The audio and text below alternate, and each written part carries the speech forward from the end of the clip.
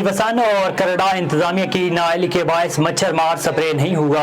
मच्छर मार स्प्रे न होने के बायस गांव वाले रात भर जागने पर मजबूर हैं। रिपोर्ट कर रहे हैं पीरवसन से नुमाइंदा A1 TV आबिद रजा जमाली। जी बिल्कुल, मैं आपको बताते चलूं, पीरसनिया खरड़ा है इंतजामिया के नाअहली के बास मच्छर मार स्प्रे नहीं हुआ। मच्छर मार स्प्रे न होने की बास गांव वाले रात भर जागने पर मजबूर हैं। मौसम बदले ही मच्छरों की वजह से कई बीमारियां फैलने लगी हैं। मच्छर मार स्प्रे न होने की वजह से गांव वाले बीमारी में मुब्तला हो रहे हैं। मच्छरों के बरमार से गांव वाले रात को जागने पर मजबूर हैं। मच्छरों के बरमार समेत मुख्तलिफ बीमारियां पीरवसन में मलेरिया फैल गया।